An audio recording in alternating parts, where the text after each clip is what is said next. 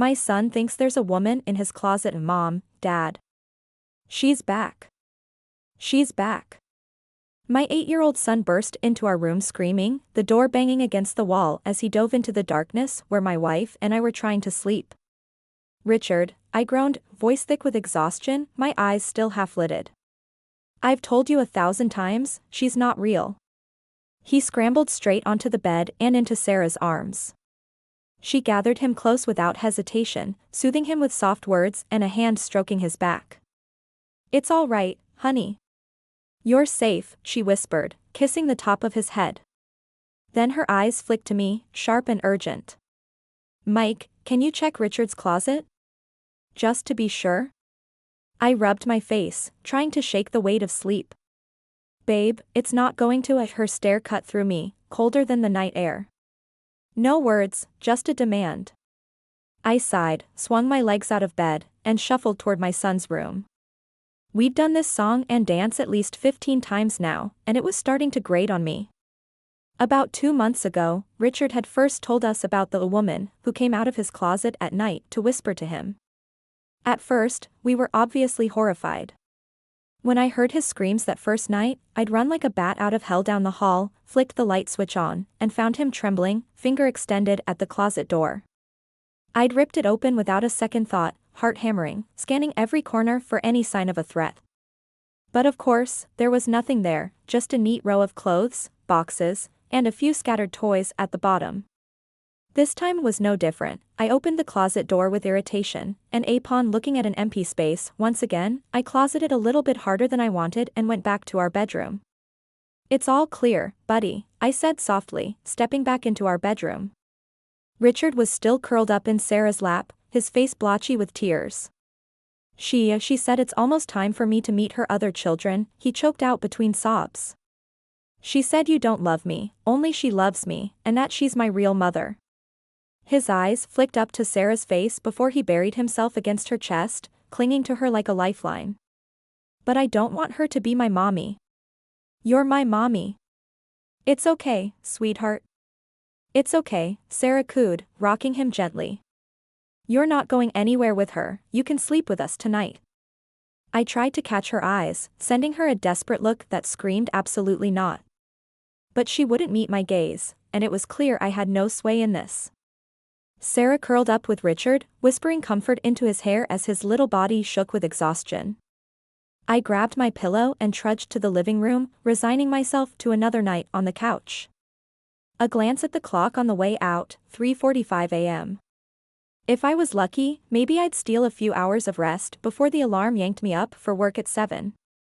Richard's night terrors were getting worse. What had started as once or twice a week had snowballed into nearly every night.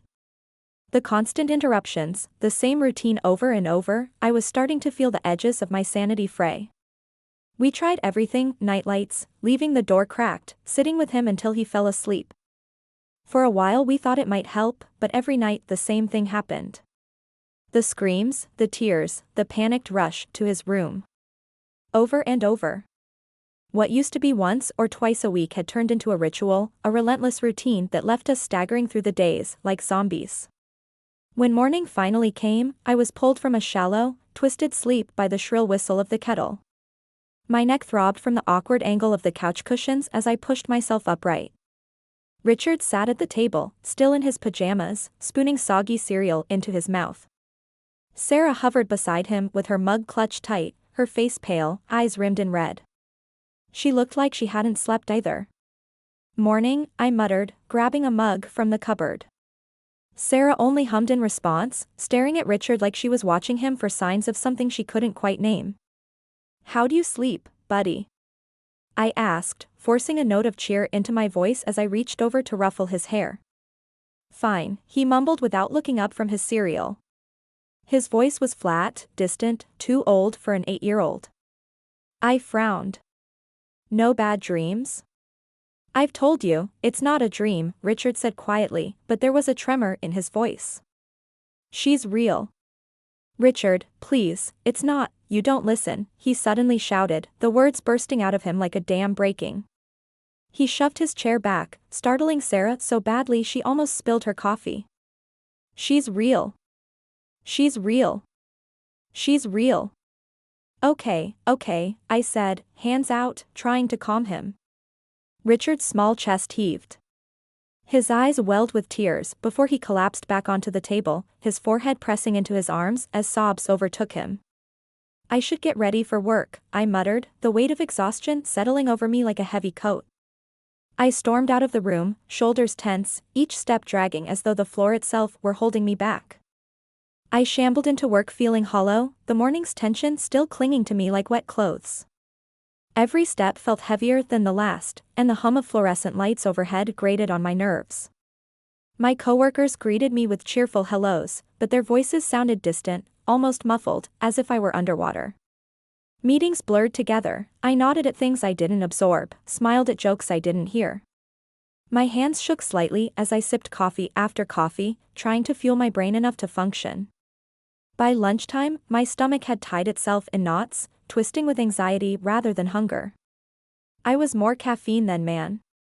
The day felt endless, each task a mountain, each conversation a strain. I smiled when someone complimented a project, but it felt hollow, forced. Every text or ping made me flinch, half expecting it to be a message from home, a new terror, a new scream, a new worry. By the time the workday ended, I was completely drained, my mind frayed at the edges.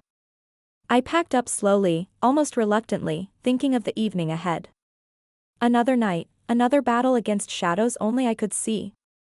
The thought made my chest tighten, but I knew I'd march back home anyway, because that's where my son was, and he needed me. That's when I had an idea. On the way home, I stopped at a local electronics store and picked up a nanny cam. It was a small, unassuming square with a tiny lens in the center, but I knew it could be the key to finally understanding what was happening. After a quiet, tense dinner, I explained the idea to Sarah. She listened carefully, her tired eyes locked on mine, and after a moment she nodded. "It's a good idea," she said softly. "Anything to help Richard, and us." I passed Richard in the living room. He was lying on his belly, engrossed in a pair of dinosaurs, making loud roars and snarls as he smashed them together. Nearby, a drawing caught my eye. It depicted the three of us, me on the far left, Sarah in the middle, and Richard to the right. But at the very edge of the page, there was another figure. It was taller than any of us, long black hair falling over its head, arms unnaturally long, and a crooked smile crudely drawn across its face.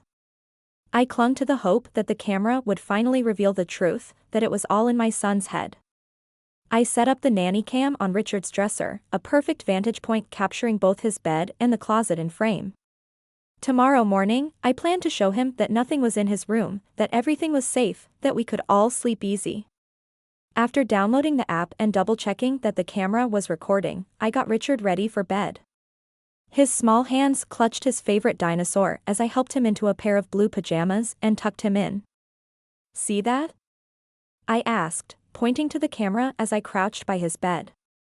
"It's a camera. It'll keep you safe." "Will she see it?" His voice trembled, the terror behind the words unmistakable. "I don't think so, buddy," I said gently. "She probably won't do anything. I'll be watching over you tonight, I'll keep you safe." "Okay," he whimpered, convinced, or at least trying to be. "I love you, buddy," I said, leaning over to kiss his forehead. "I love you too, Dad," he murmured, eyes already heavy with sleep. I stood slowly, careful not to make a sound, and left the room, leaving his door cracked open. I awoke in the morning, surprisingly rested. Glancing at the clock, I realized it was already 8 a.m. Sarah lay next to me, her soft snores filling the quiet room. I carefully swung my legs over the side of the bed and crept toward Richard's room. I gently knocked on the slightly ajar door before peeking inside. He lay on his back, blankets pulled up to his chest, staring at me with a solemn, almost black expression. "Morning, buddy. Sleep okay?" I asked softly. He simply nodded. "That's good. Are you hungry? I can whip up some pancakes if you want." Richard nodded again, he was no doubt heavy with lingering sleep. "All right, bud.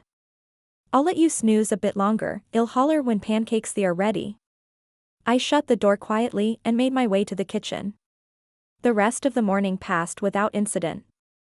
Richard emerged from his room about an hour after I had checked on him, absolutely famished. He devoured 6 pancakes with barely a pause, but he remained quiet, speaking little. After breakfast, he quietly went off to play with his toys. After showering and getting dressed, I decided to show Richard the footage from the nanny cam. Pulling out my phone, I opened the app and began reviewing last night's recording.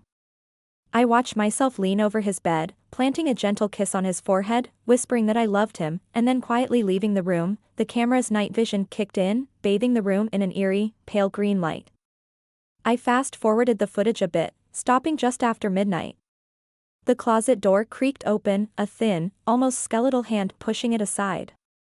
On the screen, I saw my boy jolt upright in bed, his eyes snapping to the darkness. Before he could even scream, something surged out of the closet, a tall, impossibly pale figure, its long black hair spilling down over its chest like a waterfall. Its arms were grotesquely long, they were outstretched as it moved. In one smooth motion, it clamped a hand over Richard's mouth, smothering any sound, and with the other arm scooped him up as though he weighed nothing. It held him to its chest, rocking him slowly, almost tenderly, like a mother soothing a frightened child. My poor boy's small fists pounded against its chest, his legs kicked wildly, but the thing didn't flinch. It simply tightened its grip and continued its eerie rocking, staring down at him with hollow, unblinking eyes. Then, to my horror, it carried him off into the closet. I watched in horror, my stomach twisting with dread, and fast-forwarded the footage. About 30 minutes later, the thing returned, moving silent. It set the doll carefully on Richard's bed, then glided toward the dresser.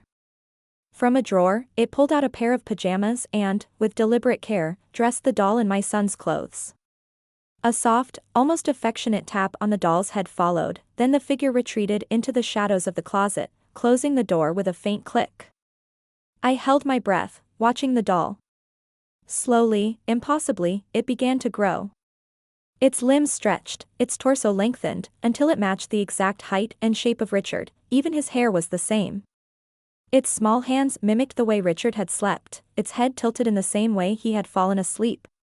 The doll, no, the thing, was now indistinguishable from my son, and a cold, creeping terror wrapped around me like ice. That thing in my house is not my son. I don't even know why I'm writing this. Maybe because if I don't, no one will ever know what happened here. Maybe because if she comes for me next, someone will at least understand what happened to my boy. Richard is gone. She took him. I haven't told Sarah. She thinks Richard's been quiet today, that he's just tired. I can't tell her. She wouldn't believe me. Or maybe she would, and then she'd go crazy like I am. I don't know what to do. I can't go to the police and tell them a monster took my child. They'd lock me up. Please. Please. If anyone ever finds this, help us. My son is out there somewhere. She took him somewhere. I don't know if he's alive or dead. I don't know if she's keeping him. I'm going to try tonight. I'm going into the closet. If I don't come back, if Sarah finds this, tell her I tried. Tell Richard I'm sorry.